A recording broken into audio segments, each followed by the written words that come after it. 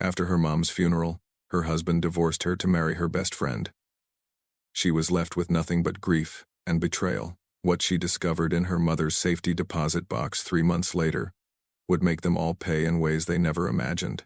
What happened next will make you question everything you think you know about loyalty, love, family secrets, and the price of underestimating a grieving daughter. Before we continue with the story, make sure to subscribe to the channel and give the video a like. Also, drop a comment below and let us know which city you're watching from. We love seeing that. The rain hammered against the windows of Mercy General Hospital, each drop a reminder of the storm that had settled over Laura Kern's life. She sat in the sterile waiting room, her hands clasped so tightly her knuckles had gone pale. The fluorescent lights buzzed overhead, casting everything in a sickly white glow. Doctors moved past in hurried silence. Somewhere down the hall, a machine beeped in steady clinical rhythm. Her mother, Eleanor Kern, lay 2 doors down, breathing through a ventilator. The illness had come fast, vicious, and without mercy. 6 weeks from diagnosis to this moment. 6 weeks of watching the strongest woman she'd ever known fade into something frail and unfamiliar. Laura's phone buzzed in her lap. She glanced at the screen. Her husband, Ernest. The text read, "Still at the hospital? Got plans tonight. Don't wait up." She stared at the words, her throat tightening. "No. How is she? No. Do you need me?" Just a casual dismissal, as if her mother wasn't dying 20 feet away. She didn't reply. She turned the phone face down and let the silence settle back over her. Across from her sat Sarah Rogers, her best friend since college. Sarah had shown up an hour ago with coffee and a box of tissues, her face full of concern. She reached over now and squeezed Laura's hand. "She's strong, Laura. Your mom's a fighter." Laura nodded, unable to speak. She wanted to believe it, but the doctors had been clear. Hours, maybe a day at most. A nurse appeared at the door, her expression soft but resigned. "Mrs. Garrett, you can go in now." Laura stood, her legs unsteady. Sarah rose with her, but Laura shook her head gently. "I need to do this alone." Sarah nodded, understanding. "I'll be right here." Laura walked down the hall, each step heavier than the last. When she pushed open the door, the beeping grew louder. Her mother lay beneath white sheets, tubes running from her arms, her chest rising and falling in shallow mechanical breaths. Laura pulled a chair close and took her mother's hand. It was cold, too cold. "Mama," she whispered, her voice cracking. "I'm here." Eleanor's eyes fluttered open, just barely. Her lips moved, struggling to form words around the breathing tube. Laura leaned closer. "Safety deposit box," her mother whispered, the words barely audible. "First National, box 447. Key is in the locket." "The gold one." Laura's brow furrowed. "Mama, don't worry about that now. Just rest." Eleanor's grip tightened, surprising in its sudden strength. "Promise me. You go. You open it. Don't tell anyone. Not Ernest, not Sarah. No one." The urgency in her mother's voice sent a chill down Laura's spine. "I promise. Mama. I promise." Eleanor's eyes softened. A faint smile touched her lips. "My beautiful girl. You're stronger than you know. Remember that. When the storm comes, you stand. Mama, please. I love you. Baby." Her voice faded, the words dissolving into breath. The machines began to scream. Doctors and nurses rushed in, moving Laura aside. She stood frozen against the wall as they worked, their voices clipped and urgent. The funeral was held on a cold, gray Saturday. The kind of day where the sky hung low and heavy, threatening rain but never quite delivering. Laura stood at the graveside in her black dress, staring at the polished mahogany casket as the pastor spoke words she couldn't hear. Her mind was somewhere else, trapped in the hospital room, replaying her mother's final moments on an endless loop. Ernest stood beside her, his hand resting lightly on her lower back. To anyone watching, he looked like the perfect grieving son-in-law. But Laura felt the distance in his touch, felt how his fingers didn't press into her spine the way they used to when he wanted her to know he was there. This was performance, not comfort. Halfway through the service, his phone buzzed. Once, twice, 3 times. He pulled it from his pocket and glanced at the screen, his jaw tightening. Laura watched from the corner of her eye as he typed a quick response, his thumbs moving with practiced speed. When the pastor finished, and people began approaching with condolences, Ernest leaned close to her ear. "I've got a work thing I need to handle. I'll meet you back at the house." She turned to look at him, disbelief cutting through her fog of grief. "You're leaving? Now? It's important, Laura. I'll be back soon." He kissed her forehead, quick and mechanical, then walked toward the parking lot before she could respond. Sarah appeared at her side moments later, slipping an arm around her waist. "Where's Ernest going?" "Work," Laura said flatly, the word tasting bitter in her mouth. Sarah's expression flickered with something Laura couldn't quite read. Sympathy? Or something else? "Men," Sarah said softly. "They don't know how to handle grief. Come on, let's get you home." 3 days later, Laura sat on the couch in their apartment, still wearing the same sweatpants she'd been in since the funeral. The apartment smelled stale, the curtains drawn against the afternoon light. She'd barely eaten, barely slept. Grief had hollowed her out, leaving nothing but a shell that moved through the motions. Ernest walked in from the bedroom, dressed in a crisp button-down and jeans. He looked put together, too put together for someone whose mother-in-law had just died. He sat down across from her, not beside her, and folded his hands in his lap. The space between them felt deliberate.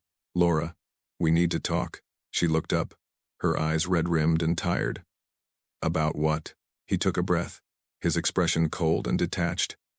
"I want a divorce." The words hit her like a physical blow. She blinked, certain she'd misheard. "What?" "I want a divorce," he repeated, slower this time, as if speaking to a child. "I've been thinking about this for a while. I want something different." "Different?" Her voice cracked. "Ernest, my mother just died." "What are you talking about? I know the timing isn't great, but the timing?" She stood, her hands shaking. "My mother's been in the ground for 3 days and you're asking for a divorce? Who is she?" His eyes widened, just slightly. "There's no one else, Laura. Don't be paranoid. Don't lie to me." Her voice rose, anger cutting through the grief. "You've been distant for months. The late nights, the texts, leaving the funeral for a work thing. Who is she?" Ernest stood, grabbing his jacket from the chair. "I'm not doing this right now. My lawyer will be in touch." He walked toward the door, and Laura followed, desperation clawing at her chest. "Ernest, please. We can fix this.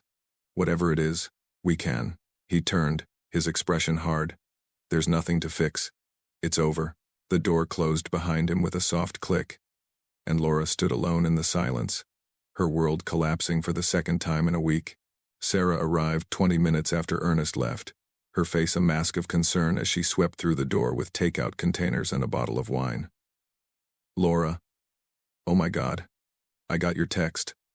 Are you okay?" Laura sat on the couch, still staring at the spot where Ernest had stood when he'd said the words that shattered her life.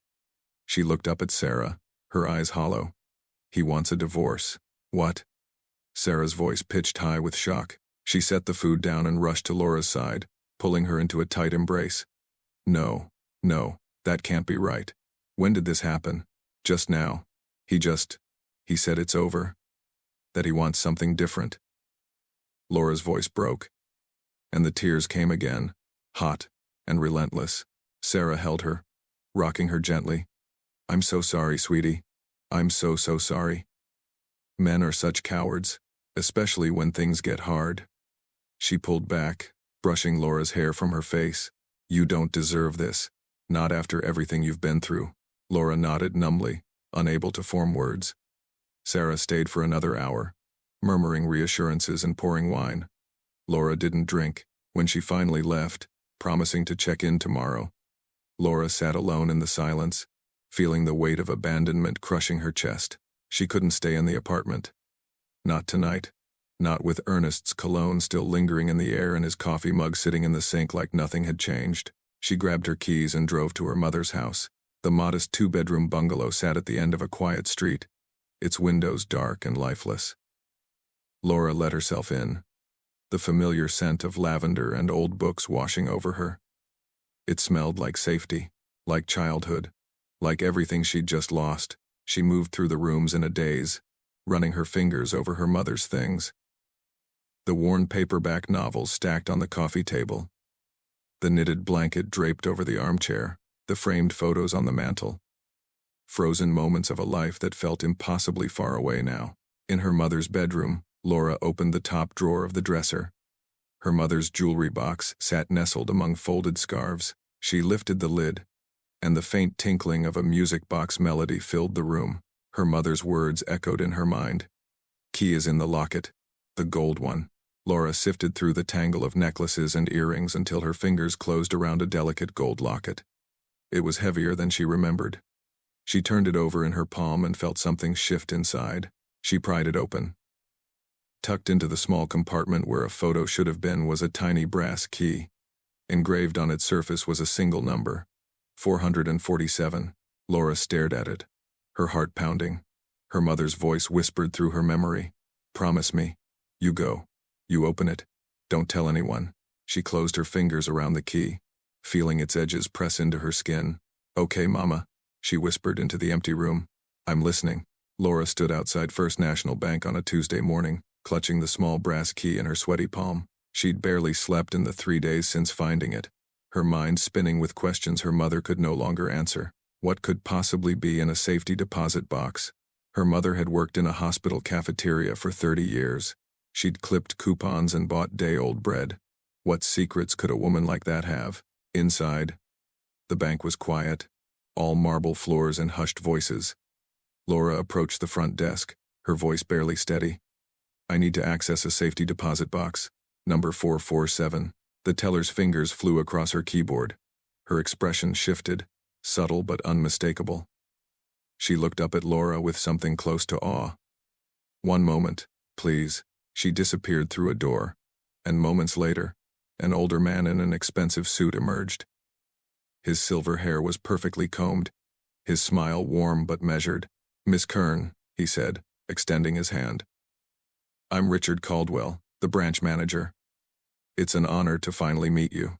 Please, follow me." Laura shook his hand, confused by the reverence in his tone. "I just need to access my mother's box." "Of course. Right this way." He led her through a secure door and down a narrow hallway lined with steel. The vault was cool and silent, rows of numbered boxes gleaming under fluorescent light. Caldwell stopped at box 447 and gestured for Laura to insert her key. She did, her hands trembling.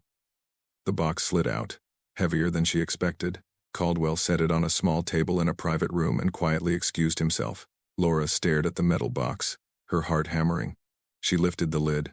Inside was a single manila envelope, thick and official-looking. She pulled it out and opened it with shaking fingers. The first document was a letter, handwritten in her mother's careful script.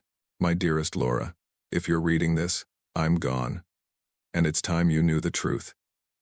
My name wasn't always Eleanor Kern. I was born Eleanor Ashford, daughter of William and Catherine Ashford. When I was 22, I fell in love with your father, a man my family deemed unworthy. They gave me an ultimatum. Him or the family fortune. I chose love. They disowned me. For 30 years, I lived the life I wanted, modest and full of meaning. But 6 months ago, my brother Thomas died without heirs. The Ashford estate, all of it, reverted to me. I never touched it. I wanted you to grow up strong, not soft. I wanted you to know your own worth before money could define it. The estate is now yours, $2.7 billion in assets, trusts, and investments. It's managed by Harold Ashford, Thomas's son and your cousin. He'll guide you. But Laura, be careful who you trust. Money changes people. It reveals who they really are. Use this gift wisely. Build the life you deserve. I love you always. Mama." Laura's hands shook so violently the letter fell to the table. She stared at the words, reading them again and again, trying to make them real. $2.7 billion. Her mother, the woman who'd packed her lunch in Tupperware and darned her own socks, had been an heiress. And now, so was she. Laura sat in her car outside the bank for 20 minutes, staring at the business card Harold Ashford had tucked into the envelope. Harold Ashford, Esquire. It read in crisp, black lettering. Below it, a Manhattan phone number and an address on Park Avenue. She called the number with trembling fingers. He answered on the second ring. Harold Ashford speaking. This is Laura Kern, Eleanor's daughter. There was a pause, then a warm exhale. Laura, I've been waiting for your call. I'm so deeply sorry for your loss. Eleanor was an extraordinary woman. She never told me, Laura whispered, about any of this. That was her choice. She wanted you to discover it in your own time, when you needed it most. His voice was steady, professional but kind. I imagine you have questions. Is it real? All of it? Every word? The estate has been held in irrevocable trusts since your uncle's death. It's yours, free and clear. But Laura, I need you to listen carefully. Don't tell anyone about this. Not yet. Why not? Because the moment people know you have money, everything changes. Relationships, motives, loyalties. Your mother understood that. Right now, you're going through a divorce. Correct? Laura's breath caught. How did you know? Your mother mentioned your husband in passing. She had concerns. He paused. If he learns about the inheritance before the divorce is finalized, he could challenge the settlement. Delay the process. Make things infinitely more complicated. You need legal protections in place first. Trusts, prenuptial clauses for the future. Asset shields. I'm arranging everything. But it takes time. How long? A few months. Can you keep the secret that long? Laura thought of Ernest's cold eyes when he'd asked for the divorce, the casual cruelty of his timing. Yes, she said. I can. Good. In the meantime, let the divorce proceed. Give him whatever he asks for. It won't matter in the end. Laura ended the call and sat in silence, her mind reeling. Over the next 2 weeks, Ernest's lawyer sent over the divorce papers. The demands were modest but pointed. He wanted the apartment, the joint savings account, and the car, everything they'd built together. Laura sat at her mother's kitchen table, pen in hand, staring at the signature line. Every instinct screamed at her to tell him. To watch his face when he realized what he was walking away from, to make him beg, but her mother's words echoed louder. Be careful who you trust. Money changes people. Ernest had already shown her who he was. A man who abandoned his wife days after her mother's funeral. A man who wanted something different. Let him have the apartment. Let him have the savings. Let him think he'd won. Laura signed the papers, her handwriting steady and cold. She'd give him everything he asked for. And in doing so, she'd give him exactly what he deserved. Nothing. Laura walked into Café Noir on a Thursday afternoon, craving the normalcy of a latte and a quiet corner to think. The divorce papers had been signed. Harold had called yesterday to confirm the trusts were nearly structured. In 1 week, everything would be official. She'd be free. She stood in line, scrolling through her phone, when she heard the laugh. Sarah's laugh, bright and musical, the sound that had punctuated 1,000 conversations over the years. Laura looked up. They were sitting at a corner table by the window, bathed in golden afternoon light, Ernest and Sarah. He leaned across the table, his hand cradling her face, and kissed her. Not a peck, not a friendly brush of lips, a full, deep, intimate kiss, the kind that spoke of familiarity, of time, of something that had been happening long before 3 weeks ago. Laura's blood turned to ice. She walked toward them, her footsteps steady despite the rage building in her chest. When she reached the table, she didn't say a word. She just stood there, waiting. Sarah saw her first. Her eyes went wide, her face draining of color. She pulled back from Ernest, her hand flying to her mouth. Laura. Ernest turned, his expression shifting from surprise to something harder. Defiance. How long? Laura's voice was quiet, controlled. Sarah's eyes filled with tears. Laura. Please. I didn't want you to find out like this. How long? 6 months, Ernest said flatly, no remorse in his tone. Maybe longer. Does it matter? Laura's hands clenched at her sides. 6 months. So you were with her while my mother was dying. Sarah reached across the table. Laura, I'm so sorry. I never wanted to hurt you. But I love him. And he loves me. We didn't plan this. It just happened. It just happened. Laura's voice rose. sharp enough to turn heads. You were at the hospital with me. You held my hand at the funeral. And the whole time, you were sleeping with my husband. He wasn't happy, Sarah said, her voice breaking. You have to understand. He hasn't been happy for years. Don't. Laura's word cut through the air like a blade. She turned to Ernest. And you? You waited until my mother was in the ground to ask for a divorce so you could run to her.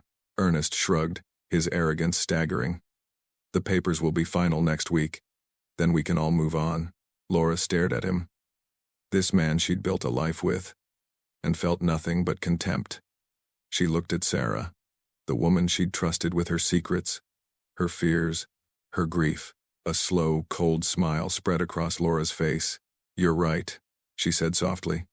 The papers will be final next week, and then you two can have each other. She turned and walked out of the cafe, her head high, her hands steady. Once outside, she pulled out her phone and dialed Harold's number. He answered immediately. Laura? Move faster, she said, her voice like steel. I want everything in place, now. Understood. She ended the call and kept walking, the cold smile still on her lips. They had no idea what was coming. Laura stepped off the plane at JFK on a crisp Monday morning, her heels clicking against the terminal floor with newfound purpose. Harold met her outside baggage claim in a black town car, his expression all business. Ready? He asked as she slid into the back seat. More than ready. The law office was everything she'd imagined. Floor-to-ceiling windows overlooking Central Park, mahogany furniture, and walls lined with legal volumes. Harold laid out document after document, explaining trusts, asset allocations, investment portfolios, and corporate holdings with patient precision. Laura signed her name dozens of times, each signature solidifying her control over an empire she hadn't known existed 2 weeks ago. You're now the principal beneficiary of the Ashford Family Trust, Harold said, sliding the final document across the desk. Congratulations, Laura. You're officially a billionaire. She looked at her signature on the page, still half expecting to wake up. What now? Now? You decide what kind of life you want to build. Laura thought of Ernest's arrogant smirk, Sarah's tears, the 6 months of lies. I want to start with justice, she said. 3 days later, the divorce was finalized in a Stark courthouse office. Ernest's lawyer handed over the settlement agreement. Laura had given him everything he'd asked for. The apartment, the savings account, the car. She signed without hesitation. Ernest looked almost disappointed by how easy it had been. That's it? Laura met his eyes, her expression serene. I don't need any of it, he scoffed. Right, good luck starting over. She smiled and walked out. That afternoon, Laura sat in Harold's New York office with a different kind of paperwork spread before her. Tell me about Ernest's company, she said. Harold pulled up a file. Garrett & Associates, mid-sized commercial real estate firm. Ernest is their top agent. The company itself is struggling financially. They took on too much debt during expansion. Current valuation puts them at about $18 million, but they're vulnerable. I want to buy it. Harold raised an eyebrow. The whole company?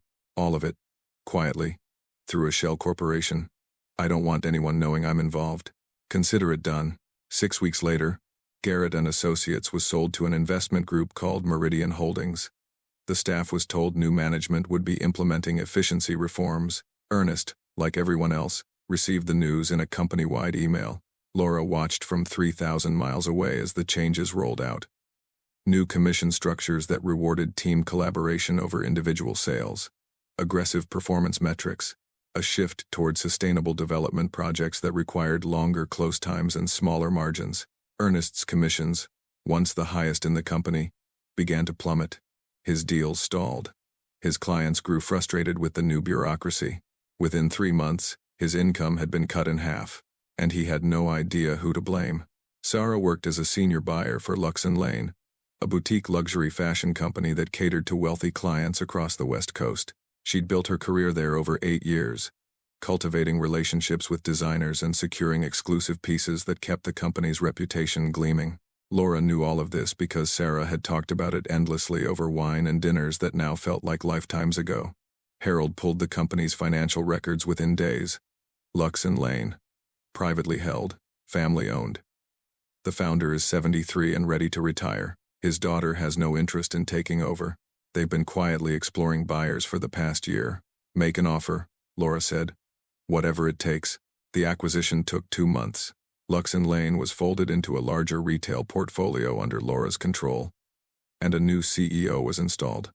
A sharp, no-nonsense executive named Monica Reeves, who specialized in operational turnarounds. Sarah received the news in a staff meeting. The family was stepping down. New leadership would be evaluating all positions. Everyone would need to prove their value moving forward. 2 weeks later, Sarah was called into Monica's office. Sarah. I'll be direct, Monica said, her tone clinical. Your sales numbers have been declining for the past 6 months. Your vendor relationships are strong, but your close rates are below company standards. I'm placing you on a 60-day performance improvement plan. If you can't hit the benchmarks we've outlined, we'll need to reevaluate your position. Sarah's face went pale. I've been with this company for 8 years. I've brought in millions in revenue. Past performance doesn't guarantee future results. You have 60 days. That evening, Sarah called Ernest, her voice shaking. They're trying to push me out. This new CEO, she's put me on some performance plan. Ernest, I don't know what to do. I've never been written up before. Ernest sighed on the other end of the line, his frustration evident. Sarah, I've got my own problems right now. The new management at my firm is killing me. My last 3 deals fell through because of their ridiculous approval process. I'm barely making half what I used to, but this is my career, and this is mine. Look, you'll figure it out. You always do. I have to go. I've got a client call. The line went dead. Sarah stared at her phone, tears welling in her eyes. She thought about calling Laura, the friend who'd always been there when things got hard. Then she remembered the look on Laura's face in the cafe, the cold, knowing smile. She couldn't call her. Not after what she'd done. So Sarah sat alone in her apartment, the performance plan documents spread on her coffee table, and realized for the first time in her life that she had no one to turn to. 60 days felt like an eternity, and deep down, she knew she wouldn't make it. Laura stood in front of the floor-length mirror in her penthouse suite, adjusting the diamonds at her throat. The black gown was custom Valentino, elegant and understated, the kind of dress that whispered wealth rather than screamed it. Her hair was swept into a sleek chignon. Her makeup flawless. Tonight was the night. Harold had called 2 days ago with the final piece of intelligence she'd been waiting for. They've set a date. Destination wedding in Cabo. 3 months from now. Invitations went out last week. Laura had smiled. Perfect timing. The gala was being held at the Metropolitan Museum, a glittering charity event attended by New York's elite. Laura had purchased a table for $50,000 and made sure the guest list included several prominent journalists. She arrived fashionably late, her entrance timed for maximum impact. As she walked through the grand hall, heads turned. Whispers followed in her wake. At the podium, the evening's host tapped the microphone. Ladies and gentlemen, we have a very special announcement tonight. Please welcome Laura Kern, founder of the Eleanor Kern Memorial Scholarship Fund. Laura took the stage, her smile gracious and composed. The room fell silent. Thank you all for being here, she began, her voice steady and clear. 6 months ago, I lost my mother, Eleanor Kern. She was a woman of extraordinary strength and grace who taught me that true wealth isn't measured in dollars, but in character. Tonight, I'm honored to announce the establishment of the Eleanor Kern Memorial Scholarship Fund, with an initial endowment of $50 million. This fund will provide full scholarships to first-generation college students across the country, ensuring that financial barriers never stand in the way of education. The room erupted in applause. Camera flashes lit up the space. Reporters scribbled notes. Laura stepped down from the stage and was immediately surrounded by well-wishers and journalists asking questions. She handled each with poise, her mother's daughter in every way. Across the room, near the bar, 2 figures stood frozen. Ernest and Sarah had flown in for a wedding planning meeting with a Cabo resort coordinator. They'd decided to attend the gala on a whim, Sarah's desperate attempt to network after her recent job loss. Sarah's hands trembled as she held up her phone, reading the breaking news alert. Billionaire heiress Laura Kern establishes $50 million scholarship fund. Ernest grabbed the phone from her hands, his face draining of color as he read. His eyes darted across the room. landing on Laura as she laughed with a congressman, completely at ease in her new world. "That's not possible," he whispered. Her mother worked in a cafeteria. Sarah's voice was barely audible. "Oh my God. What did we do?" Laura saw them. She'd known they'd be here. Harold had confirmed their names on the guest list. She excused herself from her conversation and walked directly toward them, her heels clicking against the marble floor with deliberate precision. Ernest couldn't speak. His mouth opened and closed like a fish gasping for air. Sarah's eyes filled with tears. "Laura." Laura held up a hand, silencing her. Her smile was cold and beautiful. "Hurt people don't always break," she said softly, her words cutting through the noise of the gala. "Sometimes they build. Congratulations on the engagement. You two deserve each other." She turned and walked away, leaving them standing in the wreckage of their own making. Sarah's termination came on a Tuesday morning, delivered with clinical efficiency by Monica Reeves. "Your performance metrics haven't improved. We're letting you go. Effective immediately. HR will process your final paycheck and benefits." Sarah didn't argue. She'd known it was coming. For 60 days, she'd watched her sales numbers plummet while stress ate away at her focus. Every pitch felt desperate.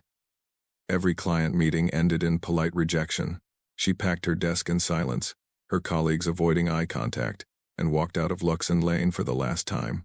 She called Ernest from her car, her voice hollow. "They fired me. I'm sorry," he said, but his tone was distracted. "Listen, I can't talk right now. I'm in a meeting." 2 weeks later, Ernest's meeting was with HR at Garrett and Associates.